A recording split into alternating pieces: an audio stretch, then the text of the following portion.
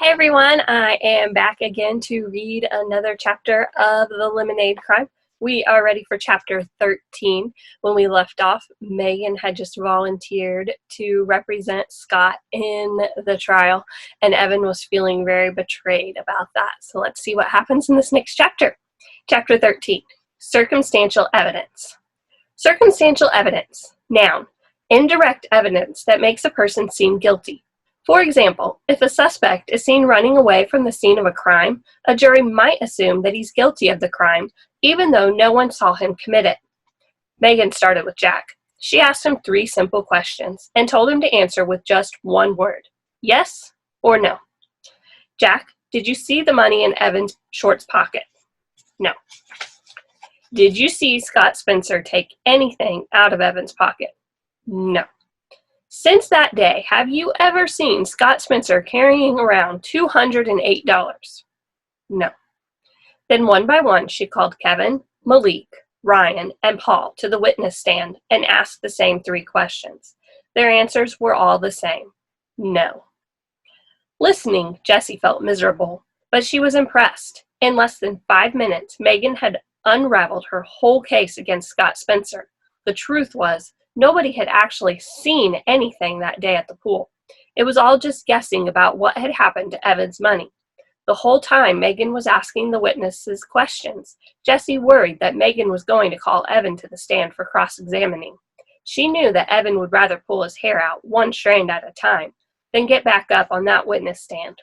But instead, Megan called a different witness, one that even Jessie didn't expect.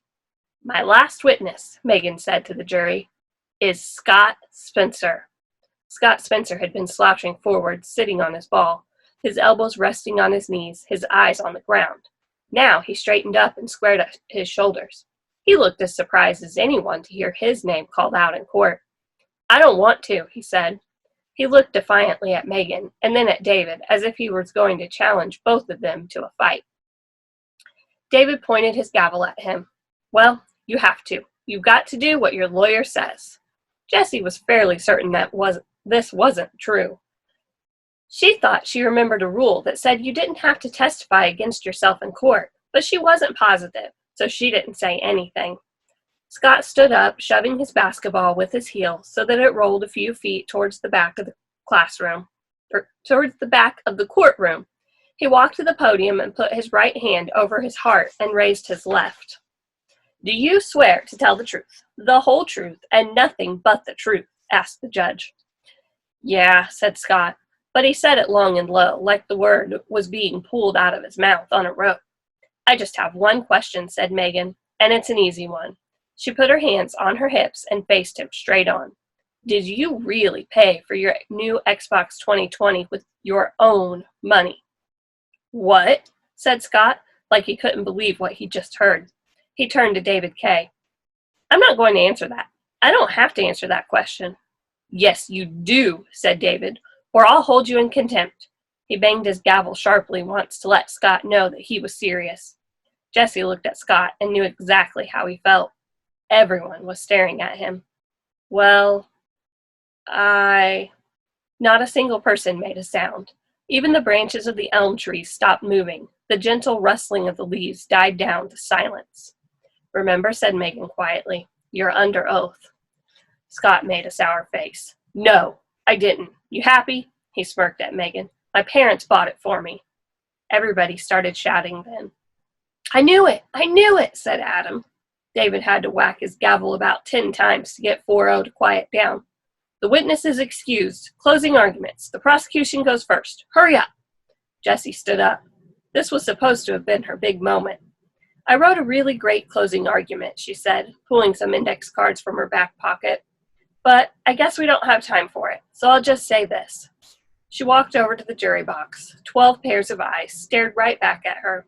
Some of the jurors, like Adam and Sally, she knew well enough, but most of them she hardly knew at all.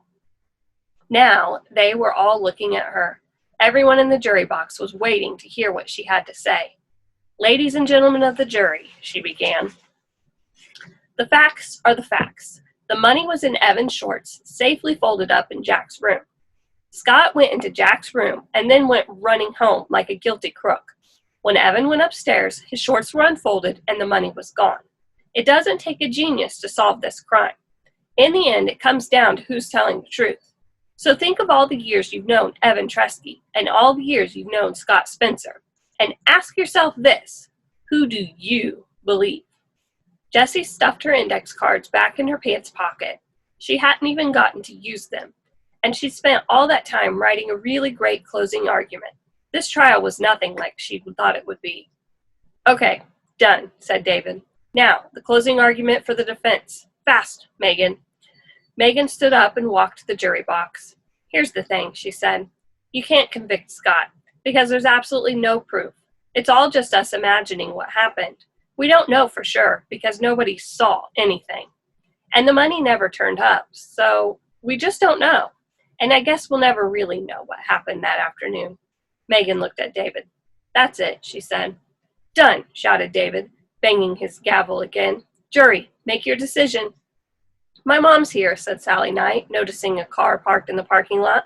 So's mine, said Carly Brownell. Jury, huddle up, shouted Adam. All 12 members of the jury formed a tight circle, their heads bowed together, their backs to the courtroom. Jessie stood up, then sat down, then stood up again. She felt that dangerously bubbly feeling she sometimes got in her stomach. She started to think, if she had to throw up, where would be the best place to do it? Behind the podium? By the trees? Could she make it to a bathroom in time? She wished she could talk to Evan, but one look at him told her she'd better stay clear. His mouth was clenched so tight it looked like he would bite through his own teeth. Break, shouted Adam, clapping his hands together loudly. The jury huddle broke up, and Jessie saw Adam quickly scribble something on a slip of paper, then hand the paper to David. All rise to hear the verdict of the jury, said David. Everyone stood. Jessie felt her breath catch in her throat. She tried to swallow, but it was as if the muscles in her neck were paralyzed.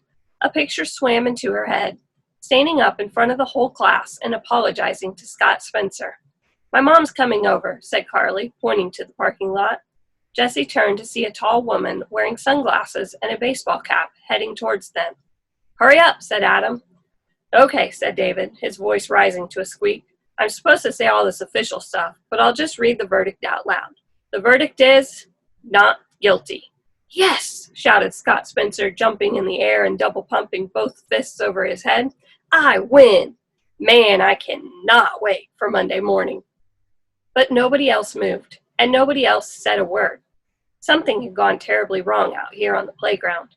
In the shade of the elm trees, away from the scolding eyes of duty teachers and parents, and the kids in 4O had created a court all their own and followed all the rules. But somehow come out with the wrong answer. Jessie felt it, and so did everyone else. Jessie was sure of it. Are we done? Asked David, holding his gavel aloft. Jessie? Jessie nodded. This court is adjourned, David said, and hit the gavel once on the wooden block, just as Carly Brownell's mother came up alongside her daughter. What are you kids playing? She asked. Nothing, said Carly. She picked up her book bag and headed for the parking lot with her mother.